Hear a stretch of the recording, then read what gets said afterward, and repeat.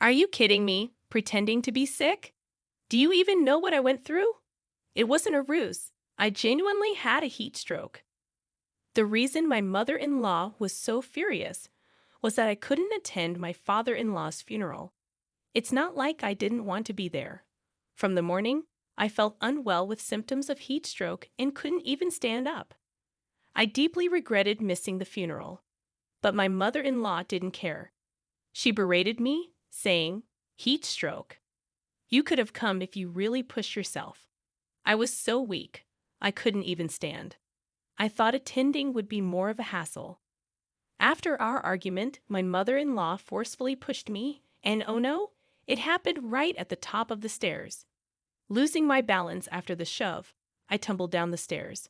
Suddenly, my mother-in-law shouted, "Watch out!" It took me a moment to realize, but I saw her beloved dog at the bottom of the stairs. Even if she warned me to avoid it, I had no choice but to collide with the dog. My name is Amy, and I'm turning 26 this year. I've been married to my husband Kevin for 2 years, who is 4 years older than me. We don't have kids yet, but we live happily together. "Did you go to my mom's again today?" Kevin asked. "Yeah, sorry. I have to do that every day. Ever since we got married, I started a part-time job at a local supermarket. But every day after work, I must visit my in-laws. My mother-in-law is a stay-at-home mom, but she never does any housework herself." "You're going to keep working after marrying Kevin?" she asked during our first visit for introductions. "Why not switch to part-time, then come to our house every day and help with the chores? Your domestic skills will improve, right? If you don't like it, then you shouldn't marry Kevin." I reluctantly agreed, wanting to marry Kevin despite the ridiculous condition. Since then, I've been going to my in-laws' house every weekday to do chores. I'm told not to come on weekends because my father-in-law is home. She probably doesn't want him to find out. I have to handle everything: laundry, cleaning, preparing dinner, and shopping. On Fridays, I also have to prepare meals for the weekend. "It must be tough for you every day," Kevin acknowledges. "You can take a break once in a while, you know." "Yeah, but I'm okay," I reply, and my husband, seeing how exhausted I look every day, tries to comfort me with kind words. If I didn't have to go, I wouldn't. Not only do I have to do chores at my in-laws' place, but I also have to handle our own home. I once begged my mother-in-law for a day off, but she coldly suggested, "Oh, really? Then we don't need you in this family anymore. Why don't you divorce Kevin and live a carefree life on your own?" I don't want a divorce. My parents were thrilled about our marriage, so it's been hard for me to tell Kevin that it's too much for me. How much longer will this continue? Physically and emotionally, I felt I was reaching my breaking point and had dark thoughts every day. But I never imagined things would escalate so much with my mother-in-law. One day, after finishing my part-time job, I went to my in-laws' house as usual. My mother-in-law had a grave expression on her face. "What's wrong?" I asked. "Oh, Amy, it's nothing," she replied. But her somber face and low voice betrayed her usual self. Despite her reluctance, I pressed her again. "You clearly look upset. What happened?" "Well," she began, "my husband has been diagnosed with colon cancer. They've given him only a short time to live. He's been urgently hospitalized, and he might not come back home." I hadn't seen my father-in-law recently, so I had no idea he was suffering from such a severe illness. Being told about the limited time he had left, I didn't know how to comfort my mother-in-law, and I felt helpless. "You don't have to be down too," I said softly. "Just go home for a day." "Do you not want me to do the chores?" I asked. "I just want to be alone today, so no need for chores," she replied. Respecting her wishes, I left their home that day. But thinking about it, it's quite heartbreaking. If my husband, Kevin, had such an illness, it wouldn't be someone else's business. My mother-in-law must have been devastated. I decided to give her some space, and I didn't go to their house the next day. However, the day after that, she called. "Hello, how are you? Why didn't you come yesterday? I thought since you were feeling down, that's no excuse. Come over now." She didn't have to get so angry. After she hung up abruptly, I headed to their house immediately. "You worthless daughter-in-law," she shouted as I entered. "The laundry is piled up, and I couldn't even eat dinner yesterday. Get to work, and while you're at it, take care of the dog." Entering their living room, I was met with a chaotic scene of clothes strewn everywhere. How could they make such a mess in just a day? In a way, that's quite a talent. "I'll get right on it," I said, starting by picking up the clothes scattered on the floor and beginning to do the laundry. And there was such a pile.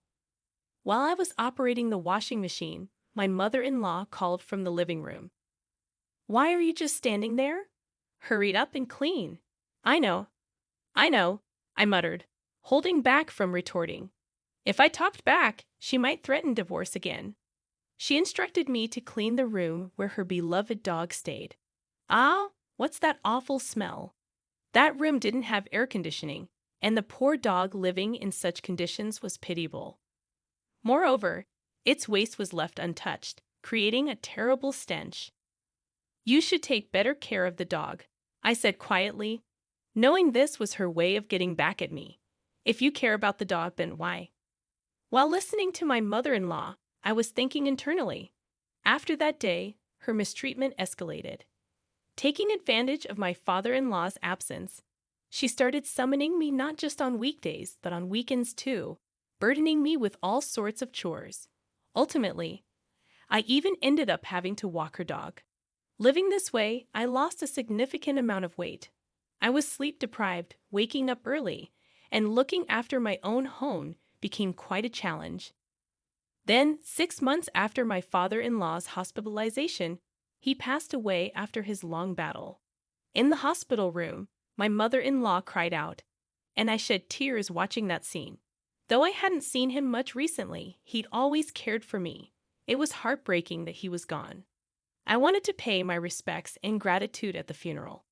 But the next day, I woke up feeling extremely ill. I wanted to bid him farewell with all my gratitude. However, when I woke up the next morning, I felt terribly ill. It was hard even to stand up. I had been making various preparations for my father-in-law's funeral, but symptoms similar to heat stroke began to manifest gradually. My hands and feet started cramping. "Hey, are you okay? You look pale." Kevin voiced his concern around noon. Apparently, my complexion was very off. "Yeah, I feel awful. My hands and feet are cramping. It might be heat stroke. Don't overdo it, okay?" "Yeah, I think I'll be okay if I just rest a bit." I reassured Kevin and decided to rest in a cooler room. However, even when it was time to head to the funeral, my condition didn't improve. "I'm sorry. I'm not feeling well. If I go like this, I might just be a bother." I expressed my regret to Kevin. "It's all right, Amy. Why don't you rest at home? I'll explain everything to everyone." "I'm so sorry I couldn't be there for your dad's last moments," Kevin comforted me. "Don't apologize. It's only natural to prioritize your own health. Make sure you get some good sleep, okay?" Reassured by my husband's kind words, I saw him off as he left for the funeral. Feeling relieved, I soon fell asleep. When I woke up and checked the clock, it was just past 5 o'clock a.m. the next morning. What? I slept that long? I was surprised at how long I'd been out. But thanks to that, I felt completely refreshed as I went about my usual routine, making breakfast and cleaning up. "Good morning. Did you sleep well?" my husband asked as he woke up. "Good morning. Thanks to you, I'm feeling great now." About yesterday, I explained everything to my husband. "I explained everything to Mom, but she's really upset you didn't attend the funeral," my husband said. "Figures. Guess I have to go and apologize," I sighed. I wasn't really looking forward to it, but I decided to head to my in-laws' house and apologize to my mother-in-law in person. "Hello. What are you doing here?" My mother-in-law greeted me coldly. "I'm sorry about yesterday. Just come in for now," I pleaded. Upon arriving at my in-laws, I apologized and was allowed inside. She glared at me with cold eyes, but she didn't say or do anything further and quickly retreated to her room upstairs. I need to apologize properly, I thought to myself. I followed her upstairs and tried to talk to her. "I'm really sorry about yesterday," I began. What are you sorry for? She snapped. For not being able to attend the funeral, I replied softly. The moment I said that, my mother-in-law screamed at me, her face red with anger. Are you kidding me? Faking sickness? Do you have any idea what I went through? I wasn't faking it. I really had heat stroke. I truly didn't want to skip the funeral. I wanted to be there for my father-in-law's last moments. I explained, but of course she didn't know how I felt and continued to yell at me. Heat stroke. You could have come if you really tried. My mother-in-law insisted, her anger unabated. It was so bad. I couldn't even stand, and I thought I'd just be in the way. Stop it with the excuses. I don't want to hear it. After arguing with my mother-in-law, she pushed me hard. Oh no, the argument took place right at the top of the stairs. Losing my balance, I tumbled down the stairs. Suddenly, she shouted, "Watch out!" In a split second, I realized her beloved dog was at the bottom of the stairs.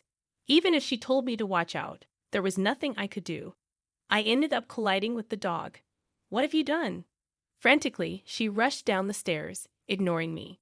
She was only concerned about her dog, so in her eyes, I'm less important than the dog. As I faded into unconsciousness, that thought lingered in my mind. When I woke up, I was in a hospital bed. The hospital. Why? I was disoriented, looking around in confusion. Amy, you're awake. Thank God. My husband was beside the bed, relief evident on his face. Why do you look so upset? I fell from the stairs. Oh, I remember now. I recalled being pushed down the stairs by my mother-in-law. She told me you slipped and fell. I was so worried.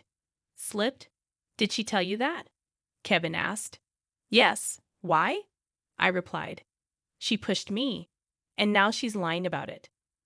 When I apologized for not attending your dad's funeral, she got heated and pushed me. I remember colliding with her dog after that. What? You're kidding, right? Kevin exclaimed. I'm not kidding. When I apologized for not attending your dad's funeral, she got heated and pushed me. I remember colliding with her dog after that. I explained, but hearing the truth from me, Kevin buried his face in his hands. Well, it's no wonder. His own mother did something almost murderous. Mom did that. I'm so sorry, Amy. Kevin said, then staggered out of my hospital room. Luckily, I only suffered bruises and was discharged the next day. There's still a bit of pain, but it shouldn't interfere with daily life. As I entered the house, I could hear Kevin arguing with his mother from the living room. What have you done? I've told you. I didn't do anything, Kevin shouted. What's all the fuss about? I asked, opening the door to the living room where they were arguing. I got home and was confronting Mom about what you told me yesterday, but she insists it didn't happen. I didn't do anything, right? Kevin questioned. The nerve of her to play innocent in front of me. I can't believe her. More importantly, because of you falling down the stairs, my dear dog got hurt. Aren't you going to apologize for that? My mother-in-law retorted. That dog? Glad it was only injured, but is she serious? She's the one who should be apologizing, I thought, my anger towards her starting to bubble up. If you don't say anything, how will we know? Can't you apologize? If you can't, maybe you shouldn't be with Kevin. Should I help you guys divorce? That's enough. I've had it. Having reached my limit, I decided to vent all the frustration. I've been holding back on her. If you want a divorce, go right ahead. But aren't you the one who needs to apologize? Sure, I'm sorry for injuring your dog, but this was all because of you. If you hadn't pushed me, none of this would have happened. What? Do you have any proof that I pushed you? My mother-in-law retorted. If that's how you want to play it, that's fine. Maybe I should have the police investigate this as assault. If she thinks I'm just going to let this slide, she's mistaken, I challenged. But the moment I mentioned the police, her face turned pale. The police? You're exaggerating. I lost consciousness because of what you did. It was fortunate that I only got bruises, but what if it had been worse? What if I had died? You'd be arrested for murder, wouldn't you? I pressed on. So, what will you do? Apologize? I asked. She looked like she was about to cry, but instead of apologizing, she just stood there silently. Losing his patience, Kevin started yelling at her. "What's it going to be, huh? Say something." "Weren't you the one who said silence won't solve anything?" I interjected. I'm sorry. I promise I won't do anything like this ever again. Please forgive me," she finally apologized, but it took her son yelling at her to make her do so. She clearly didn't take me seriously. Even though she apologized, deep down, I felt resentment. "Well, all right. I'll let it slide just this once." I conceded, but she thought I'd forgive everything she's done. Boy, was she wrong. I confronted my mother-in-law and said, "As for this incident, sure, but I'm not going to let go of everything else. Every single day, you took advantage of me. Cleaning, laundry, cooking, shopping. You dumped everything on me. Every time I tried to refuse, you threatened me with divorce. I'm fed up. I never want to see your face again. Just get out of here." I'm so sorry." My mother-in-law's voice wavered, and she slumped to the ground. It seemed her knees had given out, unable to get up. "Don't you dare dump your chores on me again. And if you try anything like this, I won't hesitate to call the police. Got it? Now get out of this house," I demanded. "Yes, I'm sorry." She apologized once more, and in sheer fear, my mother-in-law crawled out of the living room and left my house. "That felt good, Amy? When you get mad, you're kind of scary," Kevin remarked. "Well, maybe if you take me lightly, you'll end up like your mother. I'd never underestimate you." "I'll take it to heart," I replied. After my mother-in-law left, Kevin and I had that conversation. In the past, I was constantly threatened with divorce by her, never really able to speak my mind. This incident allowed me to finally give her a piece of it, a silver lining in an unfortunate situation. Thinking about it, no one can force someone to divorce. Back then, I felt cornered, unable to think clearly. At least now, I don't have to visit and take care of her anymore. She's going to have to step up and do her chores. A week later, I was back to my peaceful routine. The bruises from the fall had healed, and I felt no pain. What made me happiest was not having to go to that stressful house every day. After finishing my part-time job, I returned home to relax and do housework. The simple joys in life felt so rewarding. "I'm home," Kevin announced as he returned from work, though he was later than usual. "Welcome back. You're late today. Did you have overtime?" I asked. "No, I went to check on my mother, right? I might have cut ties with her, but she's still Kevin's only remaining family," I thought. "Oh, I see. How's she doing? Is she okay?" I inquired. But as I asked, Kevin's face darkened. I thought, could she be sick? If so, I genuinely feel sorry for Kevin, losing both parents to severe illness one after the other, I pondered. She's not doing any housework. The house is filled with trash, clothes scattered everywhere, and she hasn't been taking care of the dog either. It stinks so bad, really. She probably forgot how to do housework since she always relied on me. But when I yelled at her, saying if she can't clean, I'll put her in a care facility, she quickly started cleaning.